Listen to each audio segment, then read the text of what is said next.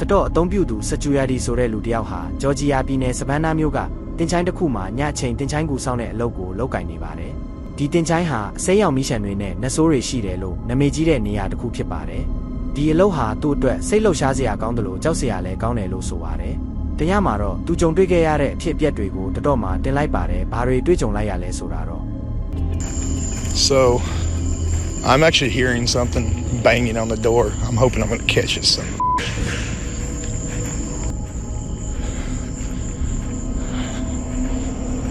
Bear with me, guys. Okay, I'm back. Door was open again. Hello, security.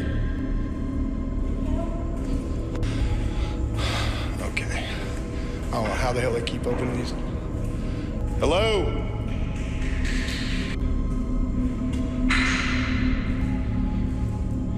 Yeah.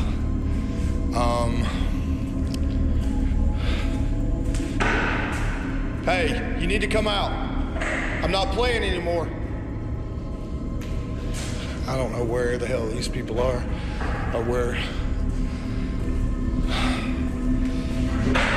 Jesus Christ. သူဟာတင်ချိုင်းကူတစ်ခုထဲမှာကလေးငယ်တယောက်ပြေးနေတန်ကိုကြားရပြီးလိုက်ရှာနေပေမဲ့ဘသူ့ကိုမှမတွေ့ပါဘူး။တတော့မှဗီဒီယိုတင်နေတုန်းဗီဒီယိုကန့်သက်ချက်ကြောင့်ဗီဒီယိုကဖြစ်သွားပါတယ်။ဒါပေမဲ့သူမသိလိုက်တာကသူ့ကင်မရာမှာတခြားအရာတစ်ခုကိုဖမ်းမိသွားပါတယ်။အဲ့ဒါကတော့ကူနန်ရန်နီးမှာကလေးငယ်တယောက်ရဲ့ပုံရိပ်ပဲဖြစ်ပါတယ်။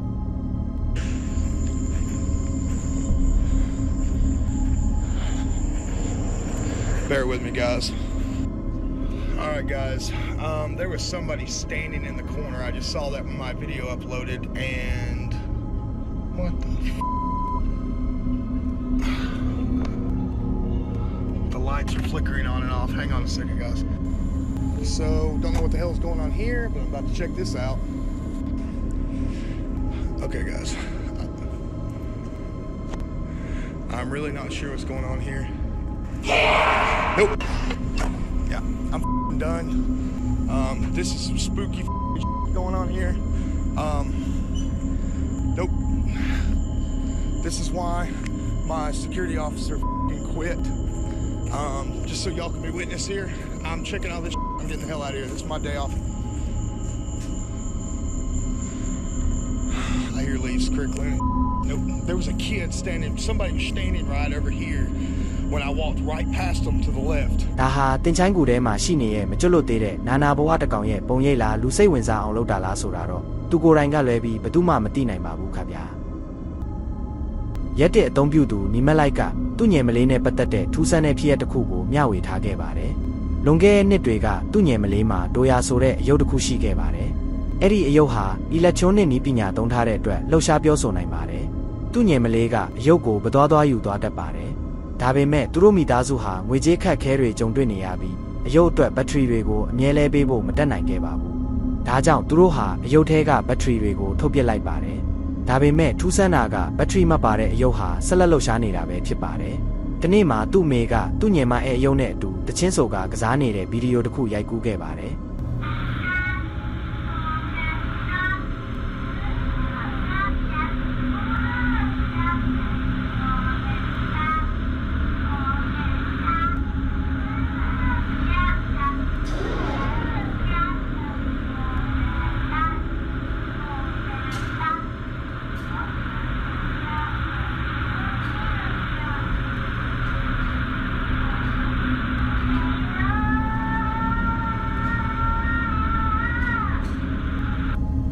ဗီဒီယိုကိုပြန်ကြည့်ရဲ့အခါမှာအယုတ်ထဲမှာဘက်ထရီမရှိဘဲလှုပ်ရှားနေတာကိုတွေ့လိုက်ရပါတယ်။နီမက်လိုက်ကသူ့ဖေကအဲ့ဒီညမှာပဲအယုတ်ကိုအမိုက်ပုံငယ်လင့်ပစ်လိုက်တယ်လို့ဆိုပါတယ်။ဘက်ထရီမပါဘဲအယုတ်ဘယ်လိုလှုပ်ရှားနိုင်တာလဲဆိုတာဘယ်သူမှရှင်းပြနိုင်ခြင်းမရှိပါဘူး။ဒီပရောဘာဘီပဲဆိုတဲ့ YouTube channel ဟာတကယ်တော့တဘာဝလုံးဖြစ်ရက်တွေကိုရှာဖွေတဲ့ channel မဟုတ်ပါဘူး။သူတို့ရဲ့ဗီဒီယိုအများစုဟာစွန့်ပစ်ထားတဲ့ထူးဆန်းတဲ့နေရာတွေကိုစူးစမ်းလေ့လာတာပါ။သူတို့ဗီဒီယိုတွေမှာတရေတစေရှာဖွေတာ EMM မီတာတွေသုံးတာ EVB အတန်ဖမ်းတာတွေမပါဝင်ပါဘူး။ဒါပေမဲ့သူတို့ channel ရဲ့9နှစ်တာကာလအတွင်းမှာသူတို့ဟာတန်တရားဖြစ်เสียတရေနေရာအချို့ကိုတွားလေ့လာခဲ့ကြပါတယ်။ဗရိန်းနဲ့ငါတို့ကတန်တရားဝင်သူတွေပါ။တဘာဝလုံးဖြစ်ရက်တွေကိုတကယ်တမ်းကြုံတွေ့ဘူးခြင်းမရှိသေးဘူးလို့ပြောပါတယ်။ဒီဗီဒီယိုမှာတော့သူတို့ဟာဒီရှာနန်အစ္စလမ်လို့ခေါ်တဲ့စိတ်သက်သက်ဆေးရုံဟောင်းတစ်ခုကိုစူးစမ်းလေ့လာနေကြပါတယ်။ ဒီဆေးရုံဟာပိတ်သိမ်းခံရခြင်းမတိုင်ခင်ကဆေးရုံတည်ထောင်သူဒေါက်တာဂျိုးဆက်ဂျာနီဟာသူ့ရဲ့လူနာတွေပေါ်လူမဆန်တဲ့စမ်းသပ်မှုတွေပြုလုပ်ခဲ့တယ်လို့ဆိုပါတယ်။ဒါကြောင့်ဒီဆေးရုံဟာဒေါက်တာဂျိုးဆက်ဂျာနီရဲ့တရေတစေနဲ့ပြည့်နှက်နေတယ်လို့လူများကယုံကြည်ကြပါတယ်။ What's up? I thought I heard something. Really? Yeah. What did it sound like? Like footsteps.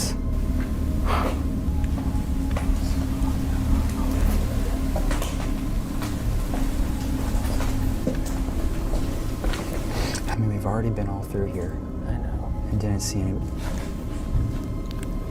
They're moving that way. Let's go this way. Moving that way. Go this way.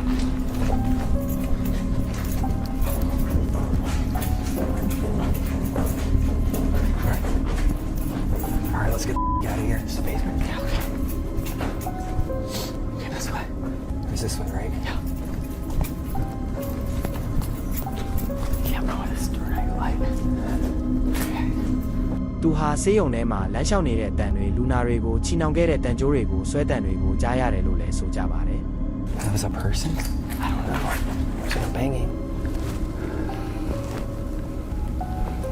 Like a homeless person or something? Could be. It was a lot. There were loud footsteps, though.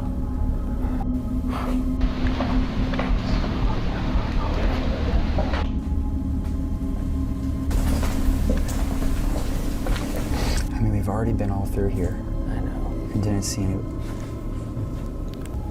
They're moving that way. ခြေတံတွေကတကယ်ကျလောင်တဲ့တစ်ခုခုကိုဆွဲနေတံတွေလည်းကြားရတယ်သူတို့ဟာဆက်လက်စူးစမ်းရှာဖွေရေးမဲ့ဆေးရုံထဲမှာဘသူ့ကိုမှမတွေ့ခဲ့ပါဘူးသူတို့ဟာအိမ်ယာမဲ့သူတွေကသူတို့ကိုရှောင်နေတာလို့ယူဆပြီးထွက်ခွာသွားဖို့ဆုံးဖြတ်ခဲ့ကြပါတယ်ဒါပေမဲ့ YouTube ကြည့်ရှုသူတွေကဗီဒီယိုထဲမှာထူးဆန်းတဲ့အတန်တစ်ခုကိုသတိထားမိခဲ့ကြပါတယ်ခြေတံတွေမတိုင်ခင်မှာတီတိုစကားပြောတန်လိုမျိုးအတန်တစ်ခုကိုကြားရပါတယ်သူတို့နှစ်ယောက်ဟာတီတိုစကားပြောနေတာမဟုတ်တဲ့အတွက်ဒီအတန်ဟာဘာဖြစ်နိုင်မလဲဆိုတာစဉ်းစားစရာဖြစ်လာပါတယ်ကြည့်ရှုသူအချို့ကသူတို့ဟာတကယ်ပဲတဘာဝလုံးဖြစ်ရတစ်ခုနဲ့ကြုံတွေ့ခဲ့ရတာလို့ယုံကြည်နေကြပါတယ်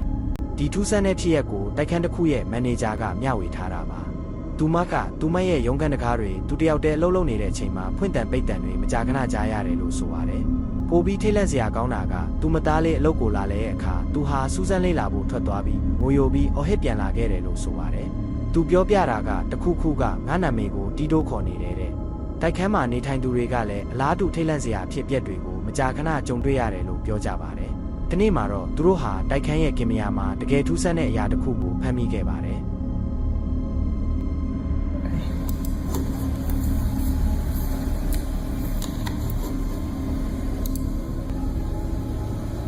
Is it something? Oh, we missed it. We're gonna go back.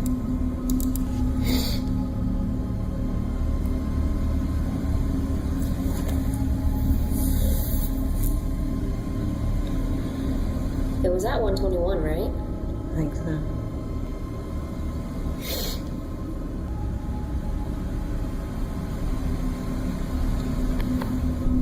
There it goes. Crazy. That was crazy, right? Yes, it was crazy. ဒါပဲမဟုတ်သေးပါဘူးနောက်ထပ်တစ်နေ့မှာကင်မရာမှာထူးဆန်းတာကိုထပ်မံဖမ်းမိပြန်ပါတယ်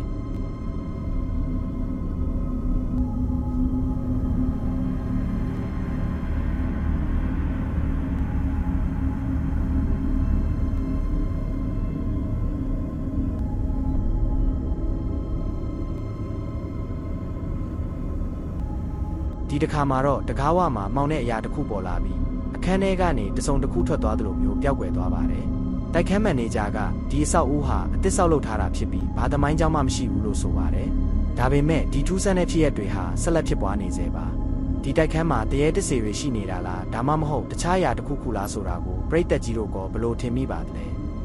ဒီဗီဒီယိုမှာတော့သူ့ငယ်ချင်းတယောက်ကစွန့်ပစ်ထားတဲ့တရေတစေနဲ့ပြည်နေတယ်ဆိုတဲ့အိမ်တစ်လုံးမှာကြုံတွေ့ခဲ့ရတဲ့ထိတ်လန့်စရာအဖြစ်အပျက်တစ်ခုကိုပြောပြထားတာပါ။သူမကဒီအိမ်ရဲ့မိဖို့ခန်းဟာအထူးသဖြင့်တရေတစေတွေရှိနေတယ်လို့ဆိုပါတယ်။သူမနဲ့သူငယ်ချင်းတွေဟာမိဖို့ခန်းထဲကိုဝင်ဖို့တောင်ကြောက်လန့်နေခဲ့ကြပြီးမျက်နှာကျက်ပေါ်ကထူးဆန်းတဲ့ချစ်တံတွေကိုကြားရပြီးနောက်ထွက်ပြေးခဲ့ကြရတယ်လို့ဆိုပါတယ်။ဒါကြောင့်ဒန်နစ်ဟာဒီအိမ်ကိုကိုယ်တိုင်သွားရောက်စူးစမ်းဖို့ဆုံးဖြတ်လိုက်ပါတယ်။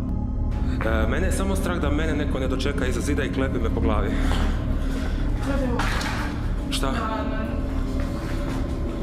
nekom jeziku stranom, nekom ž,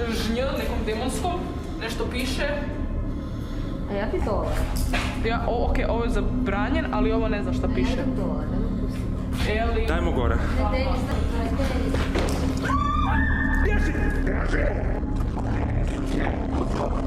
ဒန်နစ်ဟာမိဖို့ခန်းကိုတက်နေစဉ်မှာမိဖို့ခန်းချမ်းပြင်ပေါ်ကလေးလံတဲ့ခြေတံတွေကိုကြားလိုက်ရပါတယ်ခြေတံတွေဟာသူ့စီကိုဥတီပြေးလာနေတယ်လို့ပါပဲသူတို့ဟာအော်ဟစ်ပြီးအုပ်စုလိုက်အိမ်ကနေထွက်ပြေးခဲ့ကြပါတယ်မိဖို့ခန်းထဲမှာမကောင်းဆိုးဝါးတစ်ခုခုရှိနေတယ်လို့ကျွန်တော်ကတော့ယူဆမိပါတယ်